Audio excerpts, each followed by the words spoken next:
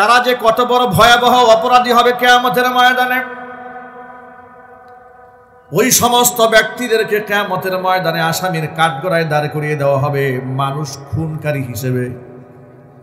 ওয়াইদাল মাউউদাতু সুইলাত বিআইয়ি যামবিন কুতিলাত, কোন অপরাধে এদেরকে হত্যা করা হয়েছিল প্রশ্ন করা হবে। এর মানে হলো অধিক সন্তানের ক্ষেত্রে কোরআনে কারীম মানুষকে উৎসাহ প্রদান করেছে। আল্লাহ পাক বলেছেন, লা তাকতুলু আওলাদাকুম খাশিয়াতা ইমলাক, দারিদ্রতার ভয়ে তাকে হত্যা করো না। নাহনু নারযুকুহুম ওয়া ইয়্যাকুম, তোমাদেরকে যে আল্লাহ আমি রিজিক দান করি তাদের রিজকের দায়িত্ব আমি আল্লাহর হাতে রয়েছে। একটু জোরে করেন না সুবহানাল্লাহ। বরং বাস্তবতা তো উল্টা কথা বলে।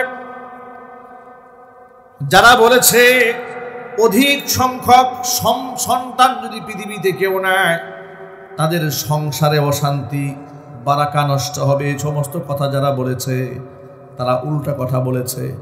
বাস্তবতা হলো যাদের সন্তান একটা হয় অধিকাংশ ক্ষেত্রে দেখা যায় সন্তান অমানুষ হয়, বখাটে হয়ে যায়। যখন ছেলে কথা বুঝতে পারে যে আমি তো অল ইন অল, আমাকে বাধা দেওয়ার কেউ নাই, কথা বলেন ঠিক কি না? আমার পেছনেতে আমি তো আল্লাহর রহমতে দীর্ঘ সময় জুমার মসজিদে খুতবা দিচ্ছি, সমাজের হার শ্রেণীর লোকেরা আমাদের কাছে আসে, বিশেষ করে এক সন্তানের বাবা, এদের অভিযোগগুলো শুনলে তখন কোরআনে কারীমের আয়াতগুলো মনে পড়ে।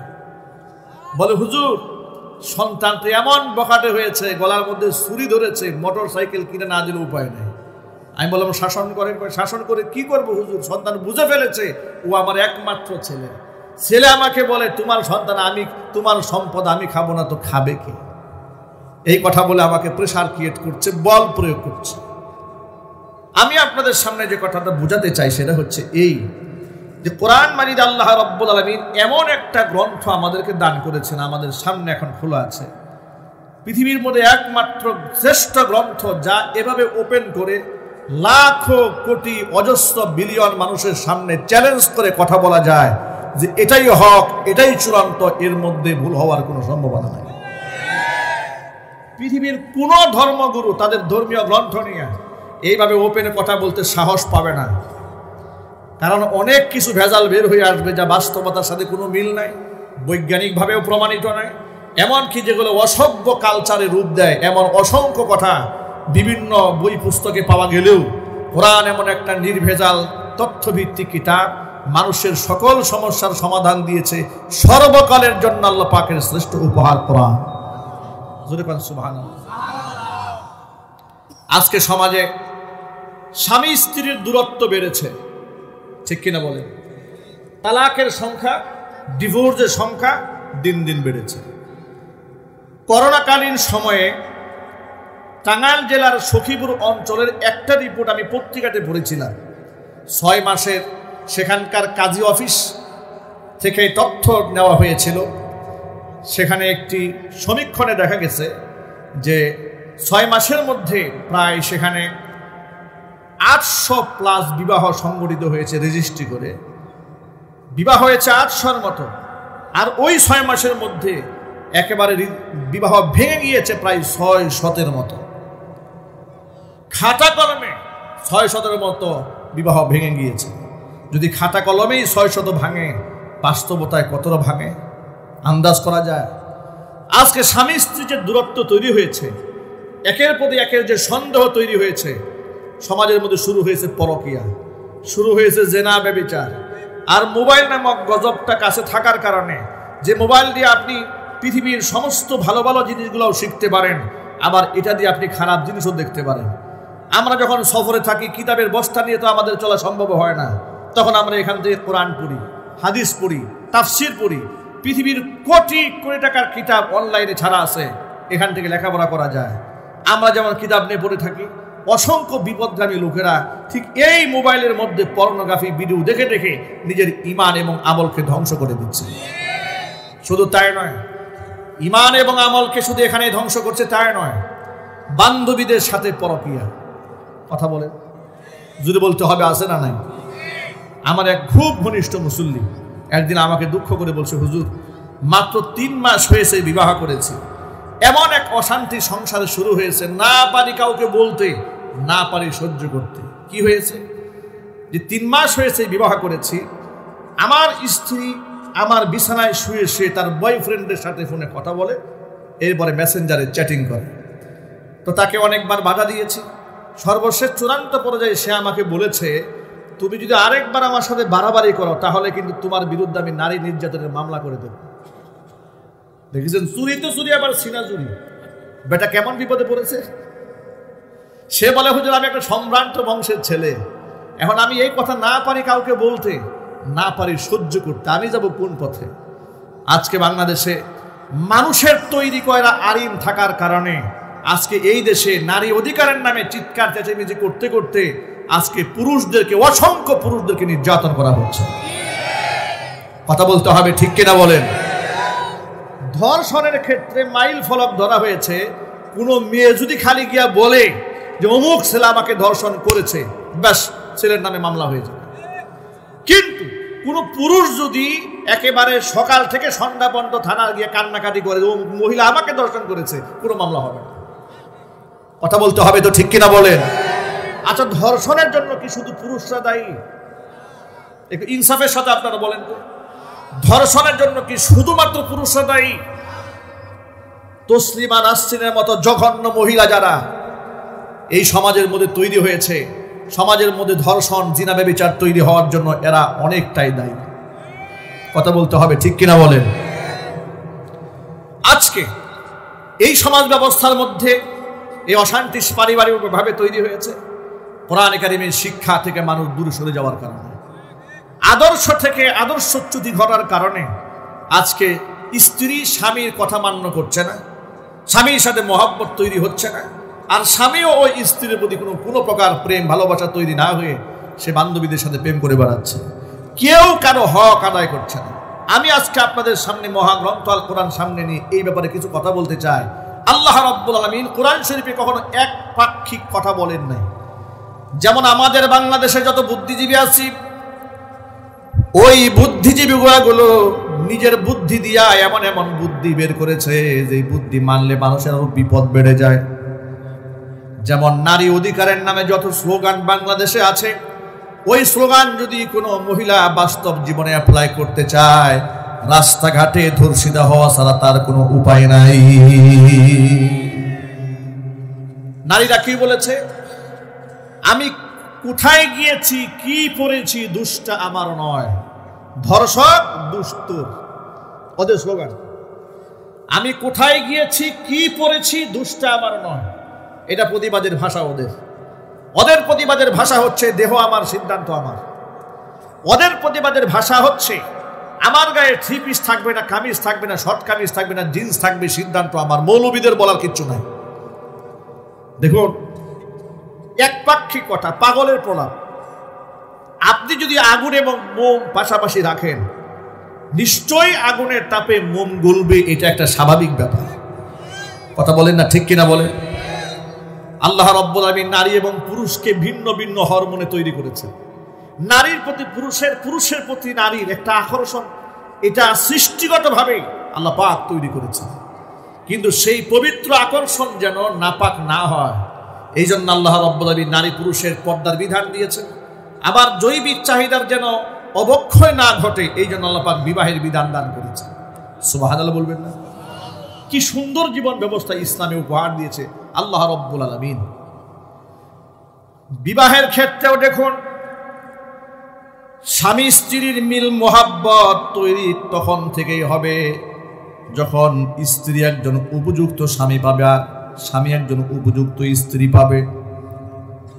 বিবাহের ক্ষেত্রে ইসলামের নীতিমালা হলো, আল্লাহর হাবিব সাল্লাল্লাহু আলাইহি ওয়াসাল্লাম কন্যাদের পিতাদেরকে বলেছে, ও কন্যার পিতারা শোনো, তোমার উপযুক্ত মেয়ের বিবাহের প্রস্তাব যদি এমন ছেলের পক্ষ থেকে আসে যার ধার্মিকতায় তুমি সন্তুষ্ট, ওই বিবাহের প্রস্তাবকে তুমি প্রত্যাখ্যান করে দিও না। যে ছেলের দিনদারিতায় তুমি সন্তুষ্ট, ওই বিবাহকে তুমি না বলো না। সুবহানাল্লাহ পড়ে। ব্যালেন্স করেছেন। এক পক্ষকে নবী করিম সাল্লাল্লাহু আলাইহি ওয়াসাল্লাম কথা বললেন, এবার ছেলে পক্ষকে আল্লাহ পাক আল্লাহ রাসূল কি নসিহত করেছেন শুনুন। এটা মেয়ে পক্ষকে বলা হলো, তোমার মেয়ের বিবাহের প্রস্তাব যদি এমন ছেলের পক্ষ থেকে আসে যার ধার্মিকতায় তুমি সন্তুষ্ট, এই প্রস্তাবকে না করো না। যার প্রমাণ নবী করিম সাল্লাল্লাহু আলাইহি ওয়াসাল্লাম নিজে দান করেছেন। আল্লাহর নবীর কলিজার টুকরা মেয়ে ফাতেমাতুজ জাহরা রাদিয়াল্লাহু তাআলা আনহা, জান্নাতি রমণীদের সর্দারিনী, তার বিবাহের প্রস্তাব কত উন্নত জায়গা থেকে এসেছে, কত শত শত কোটি টাকার মালিক তৎকালীন যুগের রাজা বাদশাহ পর্যায়ের লোকদের পক্ষ থেকে বিবাহের প্রস্তাব গেছে। নিজের মেয়ের জন্য আল্লাহর নবী অ্যাকসেপ্ট করেন নাই, গ্রহণ করেননি। হযরত আলী কাররামাল্লাহু ওয়াজহাকে মেয়ের জামাই হিসেবে তিনি পছন্দ করেছেন, অথচ হযরত আলীর বিবাহের মহারণা দেবে এতটুকু সামর্থ্য তার ছিল না। এত কষ্টে সংসার কেটেছে। ফাতেমাতুজ জাহরা রাদিয়াল্লাহু তাআলা আনহা একদিন নবীজির কাছে এসে বলছেন, আব্বা জান তাকায় দেখেন আমার হাতটা ঠুসা পড়ে গেছে, গরিব মানুষ আমরা, সংসার চালাতে বড় কষ্ট হচ্ছে। ওই যে আটা পিষতে পিষতে গমগুলাকে চাপতে চাপতে গুঁড়া করতে করতে হাতের মধ্যে ঠুসা পড়ে গেছে। আপনি যদি আমাদের জন্য একটা খাদেমের ব্যবস্থা করে দিতেন, আমাদের ঘরের কাজকর্ম করার জন্য, আমাদের বড় ভালো হতো। আল্লাহর হাবিব বললেন, ফাতেমা তোমার স্বামী আলীকেও নিয়ে আসো। হযরত আলী এলেন, ফাতেমা রাদিয়াল্লাহু তাআলা আনহা তিনি এলেন, সামনে দাঁড়িয়ে আছেন। আলী এবং ফাতেমাকে ডাক দেন। নবীজি বলেন, ও আলী এবং ফাতেমা তোমরা শোনো, তোমরা তো আমার কাছে খাদেম চেয়েছো, আমি কি এর থেকেও উত্তম কিছু তোমাদেরকে বলে দেব না? তারা বললেন, নিশ্চয়ই আপনি আমাদেরকে বলে দিবেন। হুজুর বললেন, রাতের বেলায় যখন বিছানায় শুতে যাবে 33 বার সুবহানাল্লাহ, 33 বার আলহামদুলিল্লাহ, 34 বার আল্লাহু আকবার আমল করবে। ওই একজন খাদেম খেদমত করে তোমার ঘরে যতটুকু কল্যাণ বয়ে না আনতো, এই আমলটা করলে এর থেকে বেশি কল্যাণ তোমাদের জীবনে আল্লাহ নসিব করে দিবে। এখান থেকে একটা সবক নেওয়া যায়, সেই সবকটা হচ্ছে এই, ফাতেমাতুজ জাহরা রাদিয়াল্লাহু তাআলা আনহা কিন্তু আত্মার খোরাক চান নাই, তিনি দেহের খোরাকের জন্য একটা খাদেম চেয়েছিলেন। কিন্তু আল্লাহর নবী তাকে দেহের খোরাক না দিয়ে আত্মার খোরাক দিলেন কেন? কারণ জিকির করলে তো আর পরিশ্রম কমে না। মুহাদ্দিসিনে কেরামরা ব্যাখ্যা করে বলেছেন, জিকির এমন একটা গেজা দিয়েছেন শিল্পপতির হাতে দেন নাই। আর আমরা আমাদের স্ত্রী সন্তান, তাদের সংসারে মোহাব্বত, ভালোবাসা, শ্রদ্ধা কেমনে তৈরি হবে? আমরা তো পাত্র সিলেক্ট করতে প্রথমে ভুল করেছি। আমরা প্রথমে চিন্তা করেছি ছেলে শিল্পপতি কিনা, গাঁজা খায় না বেনামাজি, দেখা দরকার নেই। কথা বলে না, ছেলের কথা বলে না, বাস্তবতা আছে না নাই? দিনদার কিনা, ইমানদার কিনা, এটা আপনি দেখেন নাই। আপনি দেখেছেন শিল্পপতি কিনা, আপনি দেখেছেন ঢাকা শহরে ফ্ল্যাট আছে কিনা, কক্সবাজারে হোটেল আছে কিনা, এটাই তো আপনি দেখেছেন। চরিত্রটা আপনি দেখেন নাই। যার ধরুন আপনার মেয়ের কপালে আগুন জ্বলছে, এই আগুনটা আপনি নেভাতে পারবেন না। প্রথম ফর্মুলা। এবার আল্লাহর নবী সাল্লাল্লাহু আলাইহি সাল্লাম ছেলেদেরকে কি ফর্মুলা দিলেন শোনেন। আল্লাহর হাবিব বলেন, তুনকাহুল মারআতু লিআরবাইন, 4টা গুণ দেখে মেয়েদের বিবাহ হয়। 1 নাম্বার গুণ হচ্ছে লিমালিহা, তার সম্পদ দেখে। 2 নাম্বার হচ্ছে ওয়ালি জামালিহা, তার সৌন্দর্যতা দেখে। 3 নাম্বার হচ্ছে ওয়ালি হাসাবিহা, তার বংশীয় স্ট্যাটাস দেখে। 4 নাম্বার হচ্ছে ওয়ালি দীনিহা, তার ধার্মিকতা দেখে। নবীজি সাল্লাল্লাহু আলাইহি সাল্লাম বলেছেন, ফাদফার বিদাতিদ দ্বীন তারিবাত ইয়াদাক, ধার্মিকতার গুণটাকে প্রাধান্য দাও, তা না হলে তুমি ধ্বংস হবে। 1 নাম্বার গুণ সম্পদ, 2 নাম্বার গুণ সৌন্দর্যতা, 3 নাম্বার হচ্ছে বংশীয় স্ট্যাটাস, তার আভিজাত্য। এটা না দেখে ফাদফার বিদাতিদ দ্বীন, 4 নাম্বার গুণ ধার্মিকতার গুণটাকে তুমি প্রাধান্য দাও, তুমি সুখী হবে। ধার্মিকতার গুণটি প্রাধান্য না দিয়ে তুমি যদি বাকি গুণগুলা দেখো, তুমি কোনোদিন সুখী হবে না। এই ফর্মুলা কি কোনো হুজুর দিয়েছেন নাকি আল্লাহ রাসূল দিয়েছেন? তাহলে আপনারা চিন্তা করেন তো, সূচনাতেই তো আমরা গলত করে বসে আছি। আমরা সূচনা থেকে আমরা ভুল করেছি। এখানে আমাদের শুধরাবার প্রয়োজন আছে না নাই? একটু যদি বলেন না, আমাদের শুধরাবার প্রয়োজন আছে। আমি আলোচনা একেবারে শুরু থেকে নিয়ে এসেছি আমার সাবজেক্টে। এর পেছনে কারণ হচ্ছে একেবারে সূচনা যদি মজবুত না হয় তাহলে পরবর্তীতে দেহ যদি পচন ধরে যায়, মাথার মধ্যে সরিষা তেল মাখলে তো পচা ভালো হবে না। কথা বলেন ঠিক কিনা বলেন? তখন তো আর ভালো হবে না, কাজ হবে না। এই জন্য পাত্র সিলেক্ট করার সময় কিংবা পাত্রী সিলেক্ট করার সময় ধার্মিকতার গুণকে প্রাধান্য দিতে হবে। এটা হচ্ছে 1 নম্বরের আমল। কয় নাম্বার? জোরে বলেন। এবার পাত্র আপনি সিলেক্ট করলেন কিংবা পাত্রীও সিলেক্ট করলেন, দুজনে নামাজি ধরলাম, পরহেজগার। এবার পাত্র পাত্রী দেখার পর্ব। পাত্রী দেখতে গেছে কে জানেন? ছেলে যায় নাই। ছেলে বলে না, আমার বউ দেখতে শরম হয়, লজ্জা লাগে। যদিও উনি সারা জীবন পরে ইউনিভার্সিটিতে প্রেম করছে, একটু শরম হয় নাই। এখন বাস্তবতা বউ দেখতে যাবে, তার শরম হয়। পাঠিয়েছে কাকে? দুলাভাইকে পাঠাইছে, বন্ধু বান্ধবদেরকে পাঠিয়ে দিয়েছে। আচ্ছা প্রিয় যুবকেরা, একটুখানি ইনসাফের সাথে কথা বলুন তো, আপনার হবু স্ত্রীর দিকে কি আপনার দুলাভাই খুব খুশ নজরে তাকাইছে? আপনার দুলাভাই তো মনে মনে চিন্তাও করতে পারে, আহারে কামনা করলাম কি, বউ তো এটাই বেশি মজবুত ছিল। কথা একটু বলেন আপনারা। আপনার বন্ধু তো মনে মনে স্বপ্ন দেখবে, এই বউটা যদি আমার হইতো। কথা বলেন। এই দায়িত্ব আপনার, ঠিক কিনা বলেন? এই জন্য ইসলামী শরীয়ত বলে দিয়েছে যে না, তুমি যখন পাত্রী দেখতে যাবে, ছেলে একমাত্র তোমার দেখার অধিকার আছে, তোমার বাবারও দেখার অধিকার নেই। আল্লাহু আকবার বলেন। এই সীমাগুলো লঙ্ঘন করা যাবে না। আবার দেখতে গিয়া গরু ছাগলের মতো দেখা যাবে না। আমাদের দেশের গার্জিয়ানরা পাত্রী দেখে, কি নির্মমভাবে নির্লজ্জভাবে যে পাত্রী দেখে আর তাদের আচরণটা করে। বলে একটু হাঁটো, হাঁটাই নিয়ে আসে, একটু কান্দ, একটু হাসো, আসে না নাই? আমি এক জায়গায় দেখলাম যে এই মেয়ের হাত বাড়াইতে বলছে, হাত বাড়াইছে। এটা একটা অনলাইন ক্লিপে দেখেছি। এরপরে ঘটক সাহেব মেয়ের হাত ধরে টিপে টিপে দেখতেছে হাত ঠিক আছে নাকি। নাউজুবিল্লাহ বলবেন না? কি নির্লজ্জতা, কি বেহায়াপনা! হাত টিপে দেওয়ার অধিকার আপনারা কে দিয়েছে? এই সাহস পেলেন কোত্থেকে? আপনি অন্য নারীর গায়ে আপনি স্পর্শ করেছেন। কথা বলেন না, ঠিক কিনা বলেন? আর এই পশুত্ব, এই গরু ছাগলের আচরণ প্রকাশ্যে হয়।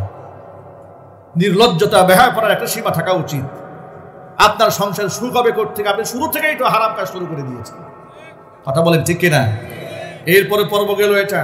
এই ক্ষেত্রে সতর্ক থাকতে হবে। পাত্রী দেখার অধিকার একমাত্র কার? সবাই একটু বলেন না। এই কথাটা কি সকলের মনে থাকবে ইনশাআল্লাহ? হাত তোলেন, যেন ভুলে না যান। বলেন, আমরা কেউ ভুলবো না ইনশাআল্লাহ। আল্লাহ পাক বুঝার তৌফিক দান করে। হাত নামান। আমার প্রিয় যুবক ভাইরা, এখানে ক্ষান্ত নয়। পাত্র পাত্রী সিলেক্ট হয়ে যাওয়ার পরে এবার দেখবেন ডিমান্ড শুরু হয়ে যায়, দুই পক্ষের ডিমান্ড শুরু হয়ে যায়। এবার ছেলে পক্ষ বলতে থাকে মহারণা ধার্য করতে হবে। মেয়ে পক্ষ বলে মহারণা ধার্য করবেন, ঠিক আছে, ঠান্ডা মাথায় আসেন, বেশি দেওয়া লাগবে না, 50 লাখ দিলেই চলবে। কথা বলেন। বলে আমাদের কোনো দাবি দেওয়া নাই, তবে 50 লাখ দিলে কিছু লাগে না। দাবি দেওয়া নাই। তবে ছেলে সরকারি চাকরি করে, তো নতুন চাকরি হয়েছে, অফিসে যায় অটোতে করে, খুব কষ্ট হয়। একটা মোটর সাইকেল হলে খারাপ হইতো না। কোনো দাবি নাই, কিন্তু কোনো দাবি নাই। ছেলে নতুন একটা ফ্ল্যাট কিনেছে ঢাকাতে, মিরপুরে ডিওএসএস বাড়ি ধারাতে কিনেছে, গুলশানে ফ্ল্যাট কিনেছে, একেবারেই শূন্য, খালি। এখনো ফার্নিচার কেনার সুযোগ হয় নাই। যদি ফার্নিচার হয়তো খারাপ হইতো না, মেয়েই তো থাকবে, কিন্তু ডিমান্ড কিন্তু নাই। কি বলেন, আছে না নাই? চায়ও না, কিন্তু চাওয়া ছাড়েও না। চাওয়ার ভান করে। দুটোই হারাম। দুটোই কি? একটু জোরে বলেন। এই সূত্রগুলো আপনাদের কাছে বলে দিচ্ছি কেন জানেন? সামনে যে কথাগুলো বলবো, এই কথাগুলো বুঝার আগে এই সব ছিদ্র যদি বন্ধ না করেন, সামনের কথা শুনে কোনো লাভ হবে না। এর পেছনে কারণ হচ্ছে, আপনি সামনের দিনগুলো খুব সুন্দর করলেন, কিন্তু কথায় কথায় আপনার বউর মেজাজ খারাপ হয়ে গিয়ে বলবে, তুমি যে খাটে বসে আমাকে ধমকটা দিছো, খাটটা কিন্তু আমার বাবা দিয়েছে। কথা বলেন না, ঠিক কিনা বলেন? এক ধমক আপনাকে দিয়ে ফেলবে। তুমি যে খাটে বসে আমাকে ধমক দিচ্ছ, এই খাটটা কিন্তু আমার বাবার দেওয়া। সুতরাং এই অশান্তি আপনি কেমনে বন্ধ করবেন? শুরু থেকেই সব ছিদ্র বন্ধ করে দেন।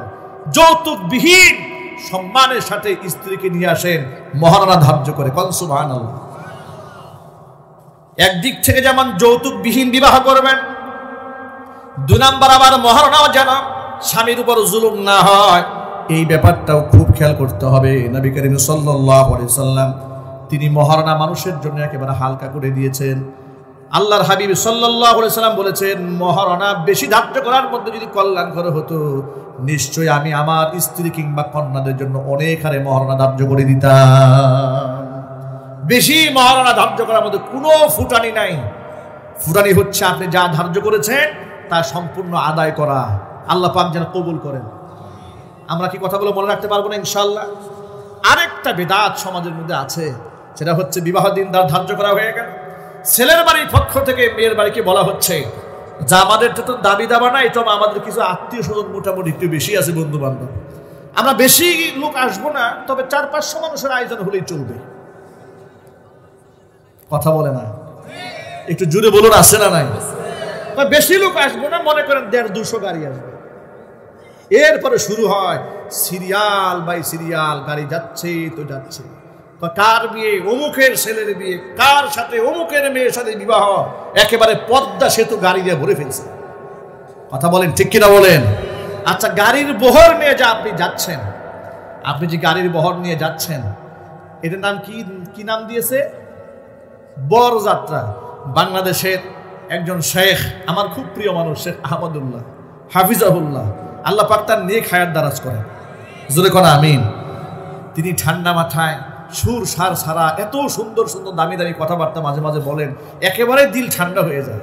তিনি ওই দিন বলতেছিলেন যে এটাকে বরযাত্রা বলা যায় না, এটাকে বলা হয় বদযাত্রা। কথা বলেন ঠিক কিনা বলেন? যে এটা কোনো ক্রমেই বরযাত্রা বলার কোনো সুযোগ নাই, এটা হচ্ছে বদযাত্রা। আপনারা কে বলেছে 300 মানুষের আয়োজন করে মেয়ের বাড়ির গার্জিয়ানদের উপরে প্রেসার ক্রিয়েট করতে? এই অধিকার আপনারা কে দিয়েছে? আপনার যদি এত খাওয়াতে মনে চায়, মেয়ের বাড়িতে এত লোক না নিয়ে আপনি 10,000 মানুষের আয়োজন করে নিজের বাড়িতে অলিমা খাওয়াই দেন। কথা বলেন না ঠিক কিনা বলেন? আপনার যদি এতই থাকে, আপনি খাওয়ার মানুষদেরকে, আপনি মেয়ের গার্জিয়ানদের উপরে এই চাপ দিতে পারেন না, এটা হারাম। চাপ দেওয়া কি? আরো জোরে বলেন। বিবাহের শুরুতেই যদি এতগুলো হারাম আমরা করি, এখন সেই সংসারে শান্তি করতে আসবে, আসমান ফেটে নাজিল হবে? নাজিল হবে। এরপরে সব স্টেপগুলো পার হয়ে গেল, বিবাহের দিন তারিখ ধার্য হলো। আজকের পর থেকে মনে রাখতে হবে, বিবাহ যত সিম্পল হবে তার মধ্যে আল্লাহ পাক তত বরকত ঢেলে দিবেন। নবী করিম সাল্লাল্লাহু আলাইহি ওয়াসাল্লাম বলেছেন, ওই বিবাহের মধ্যে সবচেয়ে বেশি বরকত হয় আইসারুহুম মাউনাতান, যে বিবাহের মধ্যে খরচ সবচাইতে কম, সেই বিবাহের মধ্যে বরকত বেশি। ওই যে ইস্তেমাতে দেখেছেন না, শত শত মানুষের বিবাহ হয় শুধুমাত্র খেজুর ছিটিয়ে। সুবহানাল্লাহ বলবেন না? আল্লাহু আকবার বলে। শুধু খেজুর ছিটিয়ে বিবাহ হয়, ওদের বিবাহ ভাঙে না। কিন্তু কোটি টাকার কাবিন করে ঢাক ঢোল পিটিয়ে বিরাট বড় সিংহাসন গেড়ে মহিলাকে বসাই রাখছে, হাজার হাজার লোকরা এসে দেখেছে, 2 বছর পরে ডিভোর্স শুরু হয়ে গেছে। কথা বলেন ঠিক কিনা বলেন? অনেক জায়গায় চেয়ার নিয়েও পিটাপিটি হয়, মারামারি হয়, কিলাকিলি হয়, গুতাগুতি হয়। এই সব তৈরি হয়েছে হারাম থেকে, কোরআন সুন্নাহ থেকে দূরে সরার কারণে। আমরা কি সতর্ক হতে পারবো না ইনশাআল্লাহ? সবাই বলেন ইনশাআল্লাহ। এরপরে বিবাহের আয়োজন করা হলো। আয়োজন করার পরে এবার ঢাকা থেকে ব্যান্ড পার্টির আওয়াজ দেওয়া হলো। আমার মেয়ের বিবাহের অনুষ্ঠান যদি একটু বড় বড় সাউন্ড বক্স না বাজে তো বিবাহ কি সুন্দর হবে নাকি? আর ব্যান্ড শো পার্টি রাত ভর, রাত 2টা-3টা পর্যন্ত চলতে থাকে। এই কুসংস্কার দেশের মধ্যে অনেক জায়গাতে আছে, শুধুমাত্র গোপালগঞ্জে নেই। আছে নাকি বলেন? হারাম। বলেন কি? একটু জোরে বলেন না। যুবকেরা, কোরআনের মাহফিলে আপনারা এসছেন, আমাদের জীবনের অত্যন্ত গুরুত্বপূর্ণ একটা অধ্যায় হচ্ছে বিবাহ। যে বিবাহের ব্যাপারে নবী করিম সাল্লাল্লাহু আলাইহি ওয়াসাল্লাম বলেছেন, আন নিকাহু নিসফুল ঈমান, বিবাহ হচ্ছে ঈমানের অর্ধেকটা। যেই ব্যক্তি বিবাহ করেছে সেই ব্যক্তির ঈমান কি পরিপূর্ণ হয়ে গিয়েছে। তাহলে জীবনের এমন একটা গুরুত্বপূর্ণ একটা অধ্যায় আমি সূচনা করব কি আল্লাহর নাফরমানি দিয়ে, হারাম দিয়ে না। আমরা আল্লাহর সাহায্য নিয়ে, বারাকা নিয়ে, খুতবা দিয়ে সুন্নাহ ভিত্তিক বিবাহ করব, আল্লাহর সাহায্য চাবো, তাহলে আমাদের সংসারে সুখ এবং সমৃদ্ধি দিয়ে আল্লাহ পাক ভরপুর করে দেবেন। এই ক্ষেত্রে আরেকটা শর্ত হলো,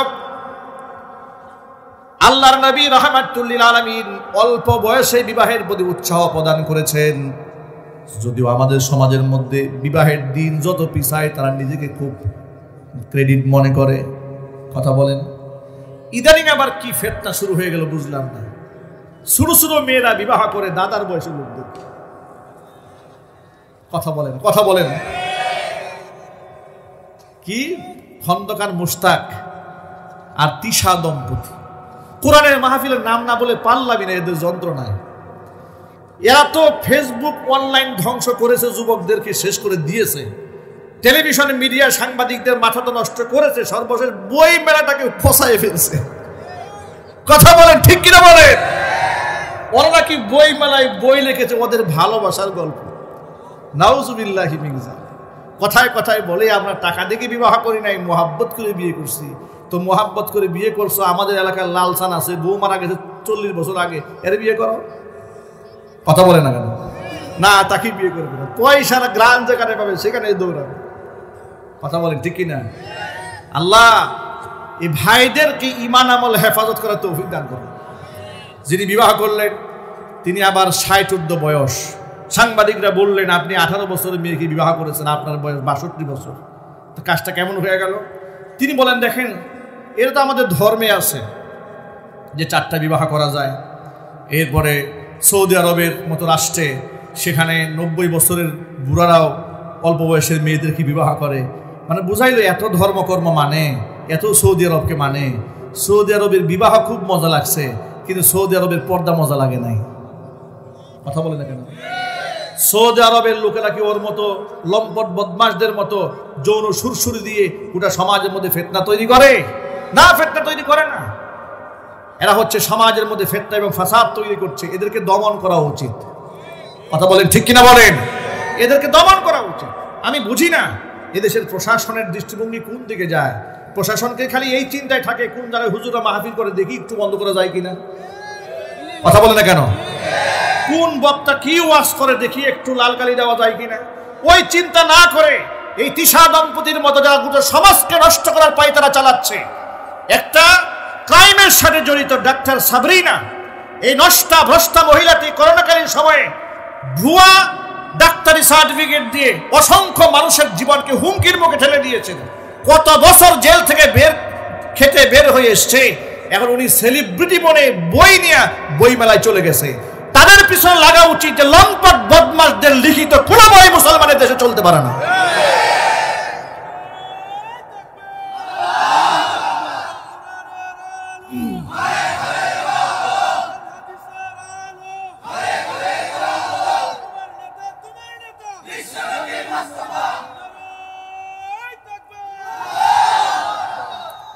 সুতরাং এগুলোর নিয়ন্ত্রণে আনা উচিত। ব্লক করে করে যারা যুবকদের চরিত্র ধ্বংস করে দিচ্ছে তাদেরকে আইনের আওতায় আনা উচিত। কারণ আমরা এই সমাজ, এই সুসভ্য সমাজকে আমরা আমাদের চোখের সামনে নষ্ট হয়ে যাবে দৃশ্য আমরা দেখতে চাই না। আল্লাহ পাক সকলকে দায়িত্বশীল হওয়ার তৌফিক দান করেন। প্রিয় যুবক ভাইয়ের আমার, আল্লাহর নবী রাহমাতুল লিল আলামিন বলেছেন, ইয়া মাশারাশ শাবাব, ও যুবকেরা, মান ইসতাতা মিনকুমুল বাআতা ফালিয়াতাযাওয়াজ, তোমাদের যাদের সামর্থ্য আছে সে যেন বিবাহ করে নাই। ফা ইন্নাহু আগাদ্দুল বাসরি ওয়া আহসানুল ফারাজি, কারণ বিবাহ করা এটা চোখের হিফাজত হয়, লজ্জাস্থানের হিফাজত হয়। ওয়া মান লাম ইস্তাতি মিনকুমুল বাআতা ফালিয়াসুম, আর তোমাদের কেউ যদি বিবাহ করার সামর্থ্য না থাকে, মহারণাও দিতে পারবে না, স্ত্রীকে ভরণ পোষণ দিতে পারবে না, ফালিয়াসুম, সে যেন রোজা রেখে নিজের যৌবনকে কন্ট্রোল করে নেয়, এরপরেও যেন সে হারাম রিলেশনের সাথে জড়িয়ে না যায়। সুবহানাল্লাহ, জোরে কোন সুবহানাল্লাহ। আল্লাহ রাব্বুল আলামিন আমাদের যুবক ভাইদেরকে অল্প বয়সে বিবাহ করার তৌফিক দান করেন। আমার মেয়েদেরকে, মা বোনদেরকে অল্প বয়সে আল্লাহ রাব্বুল আলামিন দিনদার ইমানদার স্বামীর ঘর করার তৌফিক দান করেন। যদি এটা করা হয়, আর বিবাহকে খুব সহজ করা উচিত। জিনা ব্যভিচারকে কঠিন করে দিয়ে বিবাহকে সহজ করা উচিত। আফসোস, দুঃখজনক বাস্তবতা হচ্ছে আমাদের সমাজে বিবাহ বড় কঠিন। ঠিক কিনা বলে? বিবাহের জন্য আইন আছে, 18 বছর আগে করা যাবে না, 21 বছর আগে বিবাহ করা যাবে না, কিন্তু প্রেমের জন্য কোনো আইন নাই। মানে অবৈধ প্রেমের জন্য কোনো বয়স সীমা নাই। তোমার যা মনে চাই তুমি তাই করো, ফেসবুকে দিবা না কি দিবা, কোনো অসুবিধা নাই। 14 বছরের মেয়েরা চুটায় প্রেম করে, বাধা দেওয়ার লোক নাই। 16 বছরের মেয়েদেরকে গার্জিয়ান বিবাহ দিতে যাচ্ছে, বাল্য বিবাহের ধোঁয়া তুলে বিবাহ বন্ধ করে দেওয়া হচ্ছে। এটা আল্লাহ পাকের কোরআনের বিরুদ্ধে, নবী করিম সাল্লাল্লাহু আলাইহি ওয়াসাল্লামের হাদিসের বিরুদ্ধে, যুদ্ধের সামিল। কথা বলেন ঠিক কিনা? এই বিষয়গুলো সংশোধনে আনা উচিত, ঠিক কিনা বলেন? আল্লাহ পাক দায়িত্বশীলদেরকে কথাগুলো বোঝার তৌফিক দান করেন। দেখেন, বিবাহ তো কঠিন করা হয়েছে, আবার আগামী ভবিষ্যতে যেন সন্তানেরা প্রেম করতে কোনো ধরনের অসুবিধায় না পড়ে, বইয়ের পাতায় দেওয়া হয়েছে বন্ধু এবং বান্ধবীর হাতের স্পর্শ এটা দোষের কিছু নয়। যা বলবে মন খুলে বলো, বইয়ের মধ্যে শেখানো হয়েছে। এসো বন্ধু হই, মন খুলে বলো। এই ধরনের সিলেবাস কোনো মুসলমানের দেশে চলতে পারে? আরো জোরে বলেন, চলতে পারে না। আল্লাহ তুমি আমার ভাইদেরকে সতর্ক হওয়ার তৌফিক দান করো। আমার যুবকেরা, মা বলে না, মূল কথায় ফিরে আসি। এই সমস্ত ছোট্ট ছোট্ট ছিদ্রগুলা জীবনের শুরু থেকে বন্ধ করে দিতে হবে যদি আমরা আল্লাহ পাকের সাহায্য চাই। এরপরে স্বামী স্ত্রী সম্পর্ক হয়ে গেল।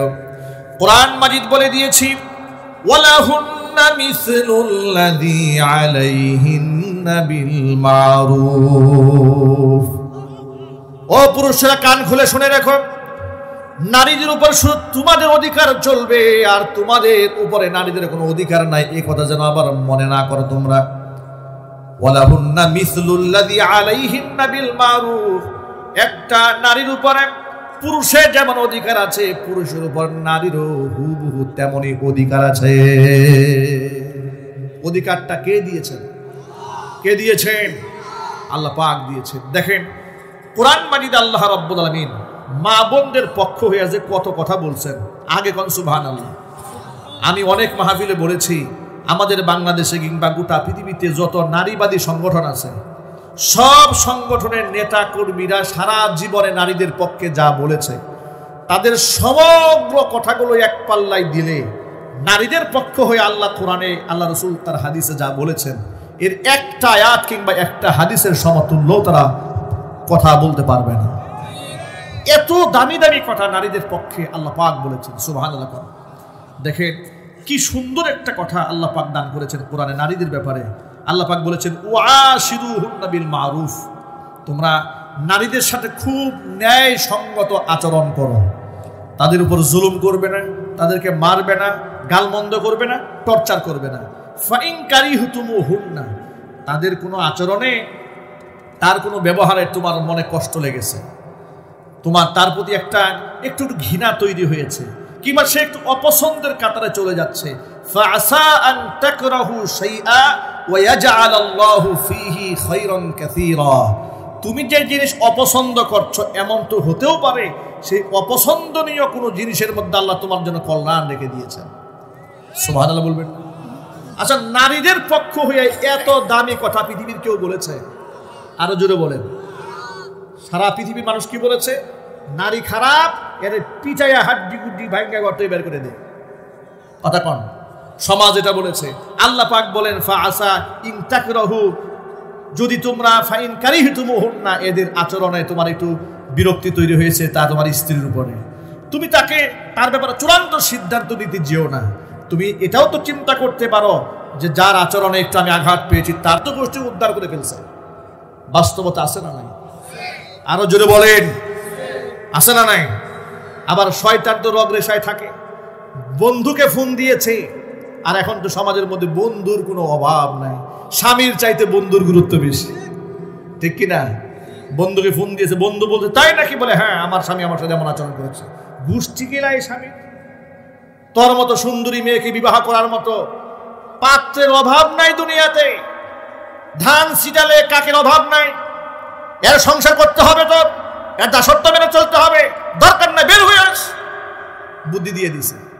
আর মহিলা মনে করলো ঠিক, এটা আমার স্বামীর চাইতেও বেশি আপন দেখা যায়। কথা বলে না। এরপরে বন্ধুর বুদ্ধি শুনে এখান থেকে বের হয়ে গেছে। সর্বশেষ কি হলো? তালাক হয়ে গেল, ডিভোর্স হয়ে গেল।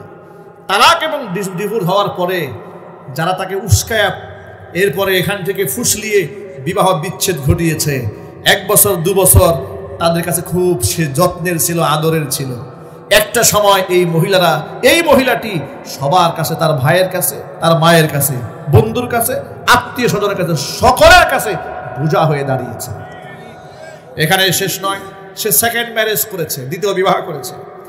বিবাহ করার পরে সেকেন্ড ম্যারেজ হওয়ার পরে সে দ্বিতীয় স্বামীর কাছে গিয়া এত বেশি আনুগত্য মেনে চলে, এই ভয়ে এক স্বামীর সংসার ছেড়েছি, আরেক স্বামীর সংসার যদি ভাঙে লোকেরা আমাকে 12 ভাতারি বলবে। সুতরাং স্যাক্রিফাইস করতে শুরু করে। একটা নারী দ্বিতীয় স্বামীর কাছে গিয়ে যে পরিমাণ স্যাক্রিফাইস করে, এর আধা স্যাক্রিফাইস যদি সে প্রথম স্বামীর ঘরে করত, এই সংসার কিয়ামত পর্যন্ত ভাঙত না। কথা বলেন ঠিক কিনা? বেটি, তুমি তো স্যাক্রিফাইস করলা লাথি খাওয়ার পরে, ঠিক কিনা বলেন? বেইজ্জত হওয়ার পরে। সুতরাং যদি স্বামী স্ত্রীর মধ্যে মহাব্বত তৈরি করতে চান, হুন্না লিবাসুল লাকুম ওয়া আনতুম লিবাসুল লাহুন্না, একটা নারী তার স্বামীর জন্য পোশাক স্বরূপ, স্বামীও তার স্ত্রীর জন্য পোশাক পরিচ্ছদ স্বরূপ। এ কথা আমি বলিনি, এ কথা কোরআন বলেছে। চিল্লা এখন আল্লাহু আকবার। মায়েরা, বোনেরা, কোরআন মাজিদ আল্লাহ সুবহানাহু ওয়া তাআলা আরেকটা চমৎকার কথা বলেছেন। আল্লাহ রাব্বুল আমিন বলেন, আর রিজালু কাওয়ামুনা আলান নিসা, নারীদের উপরে পুরুষরা কর্তৃত্বশীল, দায়িত্বশীল।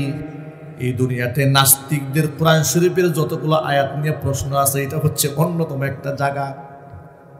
আর রিজালু কাওয়ামুনা আলান নিসা, নারীদের উপর পুরুষরা কর্তৃত্বশীল, এই পয়েন্টটা, আয়াতের ব্যাখ্যাটা নাস্তিক বেঈমানরা না বুঝে এটাকে নিয়ে প্রশ্ন যারা তুলেছে, তাদের মধ্যে তসলিমা নাসরিন একজন এই আয়াত নিয়ে প্রশ্ন তুলেছে যে দেখো, আল্লাহ তাআলা কোরআন শরীফ একপাক্ষিক নাজিল করেছে, পুরুষরা নাকি নারীর উপর কর্তৃত্ব খাটাবে। কোথায় বলছে? আল্লাহ কোরআনে লিখে দিয়ে দিয়েছে।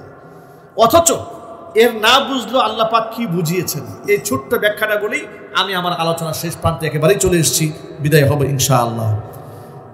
আচ্ছা, রাস্তাঘাটে যখন আপনারা চলার পরে দেখেন আপনার সাইকেল চলে, রিক্সা চলে, চলে না? এই সাইকেল এবং রিক্সার মধ্যে টায়ার এবং টিউব থাকে চাকার মধ্যে। চাকার মধ্যে 2টা পার্ট থাকে, একটা টায়ার, একটা টিউব। টিউব হচ্ছে ভেতরের পার্ট, টায়ার হচ্ছে বাহিরের পার্ট। এই চাকাটা যদি আপনি ঘোরাতে চান, তাহলে টায়ার এবং টিউব উভয়ের সমন্বয় যদি না হয়, এই চাকা ঘুরবে না। কিন্তু একটা অংশ ভিতরে থাকে, আরেকটা অংশ থাকে বাহিরে। যে অংশ ভিতরে থাকে সেই অংশ থাকে নরম, ঠিক কিনা? যে অংশ বাহিরে থাকে অংশ থাকে শক্তিশালী। এখন ওই ভিতরকার টিউব যদি বলে থাকবো না, বদ্ধ করে দেখবো এবার জগৎটাকে, শুধুমাত্র টায়ার বাহিরে একা ঘুরবে তা হবে না। টায়ার যেমন ঘুরে একা একা, আমি এমনি একা ঘুরবো। এখন আপনি এবার টায়ারটা সরাই ফেললেন, টিউবকে একা ঘুরতে দিলেন, একটা ঘুরান দেওয়া মাত্র এই পাশ থেকে তার কাটা ঢুকছে, ওই পাশ থেকে কাটা ফুটছে, ঠিক কিনা কথা বলেন? এদিকে সুরকি ঢুকছে, নানান দিক থেকে ছিদ্র হইয়া ওর জিন্দিগি শেষ। এখন একে যদি প্রোটেকশন দিতে চান, একে পাহারাদারি করতে চান, একটা মজবুত শক্তিশালী টায়ারের দরকার, ঠিক কিনা? টায়ার এবং টিউব উভয়ের সমন্বয় করে শক্তিশালী অংশটা বাহিরে, দুর্বল অংশটা ভেতরে। চাকাকে যেমন চালিয়ে নিয়ে যায়, অনুরূপভাবে মানব জীবনের চাকা নারী এবং পুরুষ। আল্লাহ রাব্বুল আমিন নারীদেরকে সৃষ্টিগতভাবে দুর্বল করে তৈরি করেছেন, পুরুষদেরকে শারীরিকভাবে সক্ষম করে তৈরি করেছেন। এরা টিউবের মতো ভূমিকা পালন করবে নারীরা, আর টায়ারের মতো ভূমিকা পালন করবে পুরুষেরা। সমাজের মধ্যে যত ঝড় আসবে, তুফান আসবে, ইফতিজার আসবে, আপনার স্ত্রীর সতীত্বকে ধ্বংস করার জন্য যত আঘাত আসবে, ঘাত প্রতিঘাত আসবে, সমস্ত ঘাত প্রতিঘাত একটা পুরুষ নিজের গায়ে নিয়ে সহ্য করবে। আল্লাহু আকবার বলেন। সুতরাং নারীদেরকে ঘরের মধ্যে রেখে আল্লাহ পাক জুলুম করেন নাই। আল্লাহ রাব্বুল আলামিন আমার মা বোনদেরকে অনেক সম্মানের জীবন দান করেছেন। নবী করিম সাল্লাল্লাহু আলাইহি ওয়াসাল্লামের জন্য বলেছেন, ইন্নামাদ দুনিয়া কুল্লুহা মাতাউন ওয়া খায়রু মাতা'id দুনিয়াল মারআতুস সালিহা।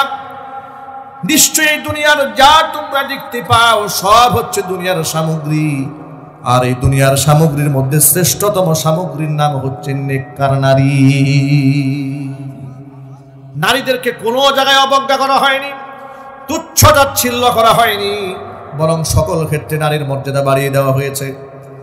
নবী করিম সাল্লাল্লাহু আলাইহি সাল্লাম বলেছেন, আল্লাহর হাবিব সাল্লাল্লাহু আলাইহি সাল্লামের কাছে মা আয়েশা রাদিয়াল্লাহু তাআলা আনহা বলেন, ইয়া রাসূলুল্লাহ, আমার ঘরে এক মহিলা আগমন করলেন। মহিলার সাথে 2টা বাচ্চা মেয়ে ছিল। ওই বাচ্চা মেয়ে নিয়ে এসে তিনি আমার কাছে হাত বাড়ালেন। মহিলা দারুণ ক্ষুধার্ত ছিল, বাচ্চা দুটাও ক্ষুধার্ত ছিল। আমার ঘরে দেওয়ার মতো কিছুই ছিল না, শুধুমাত্র একখানা খেজুর ছিল। খেজুরটা তার হাতে তুলে দিলাম। ফাকাসসামাতাহা বাইনাহুমা, উভয়ের মধ্যে তিনি খেজুরটা বন্টন করে দিলেন। ওয়ালাম তাকুল মিনহা শাইআ, কিন্তু মহিলাটি খেজুর থেকে কিচ্ছু খেলেন না, শুধু ক্ষুধার্ত মেয়েদেরকে দিলেন। আমি মেয়েদের প্রতি এই মায়ের স্নেহ, তার শাফাকাত, তার ভালোবাসা, তার উদারতা, তার ত্যাগ এবং কোরবানি দিকে হতবাক হলাম। রাসূলের কাছে সমস্ত ঘটনার বিবরণ তিনি বললেন।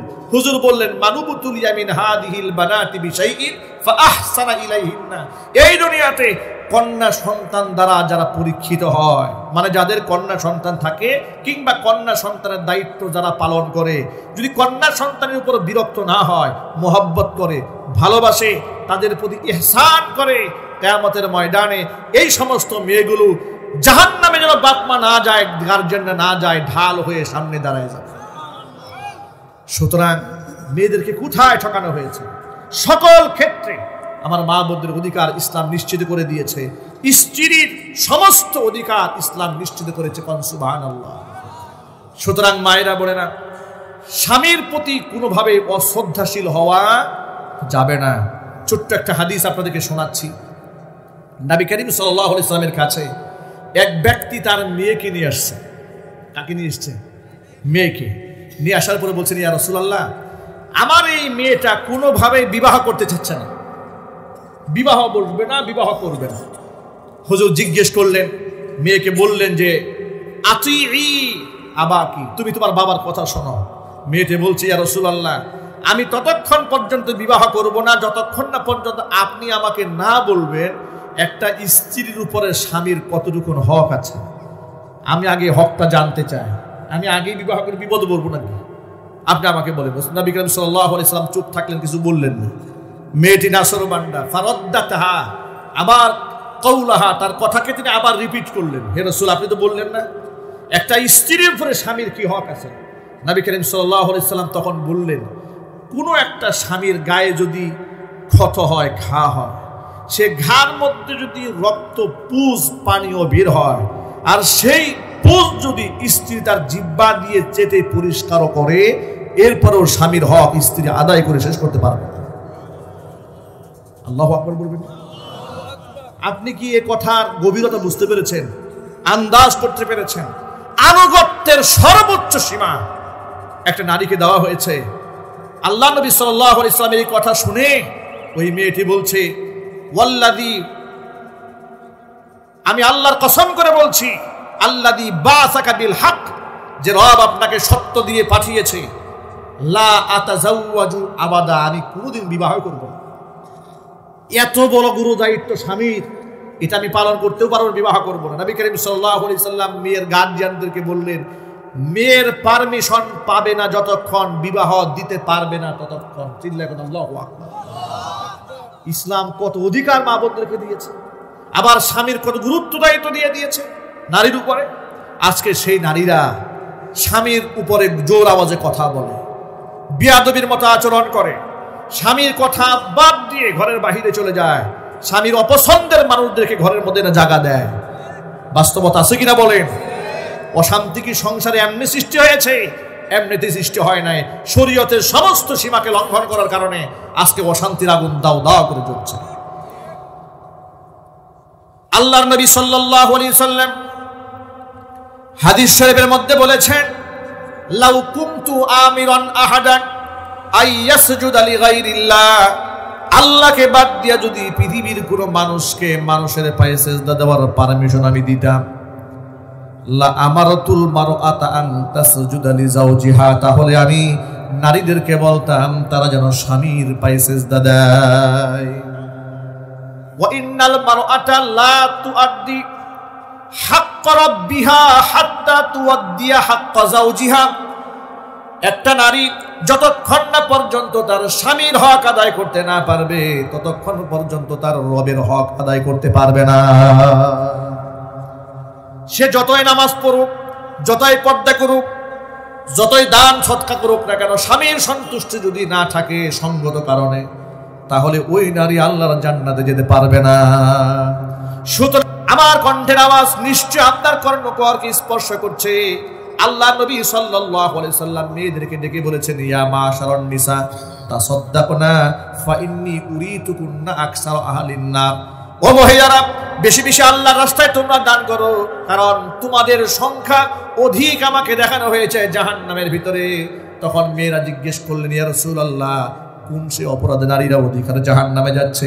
নবী করিম সাল্লাল্লাহু আলাইহি সাল্লাম বললেন, দুইটা পাপের কারণে নারীরা অধিকারে জাহান্নামে যাচ্ছে। একটা পাপ হচ্ছে লিতাকসুরুনাল আশিরা ওয়া তাকফুরুনাল লানা, বেশি বেশি স্বামীর নাফরমানি করা আর অধিকারে মানুষকে লানত দেওয়া। স্বামীর নাফরমানি করার কারণে অধিকাংশ নারী জাহান্নামের আগুনে পুড়বে, আর অধিকারে লানত করার কারণে অধিকারে নারীরা জাহান্নামের আগুনে পুড়বে। সুতরাং মায়েরা, বোনেরা, খবরদার স্বামীর নাফরমানি করবেন না। আল্লাহর উপরে এই পৃথিবীতে আপনার কাছে সবচেয়ে ইম্পর্টেন্ট জায়গা হচ্ছে আপনার স্বামী। তার কথার বাহিরে আপনি চলতে পারবেন না।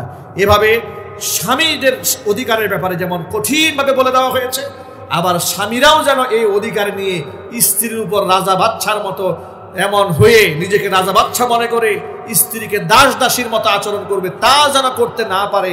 এই ব্যাপারে নবী করিম সাল্লাল্লাহু আলাইহি সাল্লামের একটি চমৎকার হাদিস আছে। এই হাদিসটা বলে আমরা কথা শেষ করবো। আমরা বলি ইনশাআল্লাহ। আচ্ছা, আমরা চাই না আমাদের সংসারে সুখ থাকুক? কথা বলেন একটু।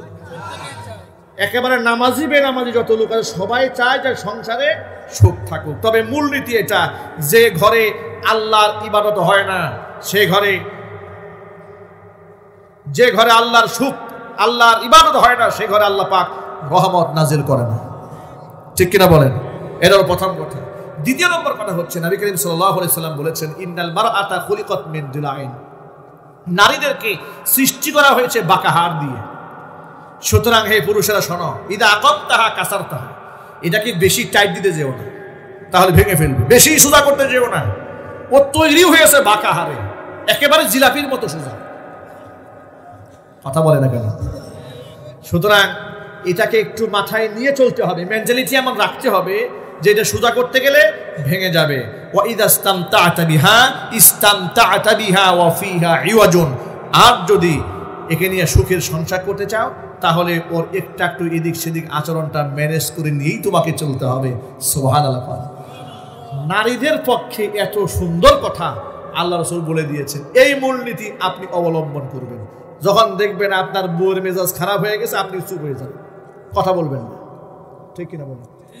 নারীদেরকে বলবো, যখন দেখবেন যে স্বামীর মেজাজ খারাপ হয়ে গেছে, একদম চুপ হয়ে যান, দেখবেন আল্লাহর রহমত কেমনে আসে। সুবহানাল্লাহ। যদি আপনার স্বামী যদি অনৈতিক ভাবেও আপনার উপর বাজে আচরণ করে থাকে, আপনার চুপ থাকার কারণে সে একসময় আপনাকে সরি বলতে বাধ্য হবে, সে লজ্জিত হবে যে আমার কাজটা ঠিক হয়নি। আর যদি আপনার স্বামী এক ধমক আপনাকে দিয়েছে, আপনি দিয়েছেন 4 ধমক, স্বামী আপনার পেছনে মনে মনে চিন্তা করবে, ওরে ধমক না দিয়ে জুতো দিয়ে পিটান দরকার ছিল। কথা বলেন ঠিক কিনা? যদি আপনি সবর করতেন তাহলে সে আফসোস করত যে কাজ আমার ঠিক হয় না। আপনি সবর করুন। আল্লাহ রাব্বুল আলামিন যেন আমার মায়েদেরকে, বোনদেরকে, আমার ভাইদেরকে আজকে যে আলোচনাগুলো আমরা করেছি হক আদায় করে আমল করার তৌফিক দান করেন। সকলেই জোরে কোন আমিন। আগামীকালও মাহফিল আছে, পরের দিনও মাহফিল আছে। আপনারা ইনশাল্লাহ আগামীকালের মাহফিলের বক্তা থাকবেন মাওলানা আব্দুল্লাহ আমিন, আব্দুল হাই মোহাম্মদ সাইফুল্লাহ, মাওলানা মুফতি সালমান ফার্সি। এই তিনজন তারকা আলোচক কালকে আসবেন। আপনারা যথাসময়ে চলে আসবেন। আল্লাহ রাব্বুল আমিন কবুল করেন। এতক্ষণ আপনাদের সামনে যে কথা বলেছি আল্লাহ পাক আমাদেরকে আমল করতে তৌফিক দান করেন। আমিন। ওয়া আখিরু দাওয়ানা আলহামদুলিল্লাহি রাব্বিল আলামিন। আসসালামু আলাইকুম ওয়া রাহমাতুল্লাহি ওয়া বারাকাতুহু। আর কি আছে নাকি? ও আচ্ছা, দোয়া তো বাকি রয়েছে। বসো বসো, দোয়া আমি মনে করছি কেউ কথা বলবে কিনা। আল্লাহুম্মা আমিন। রব্বানা যালামনা ওয়া ইল্লাম তাগফির লানা ওয়া তারহামনা লানাকুনান্না মিনাল খাসিরিন। ربنا لا تزغ قلوبنا بعد إذ هديتنا وهب لنا من لدنك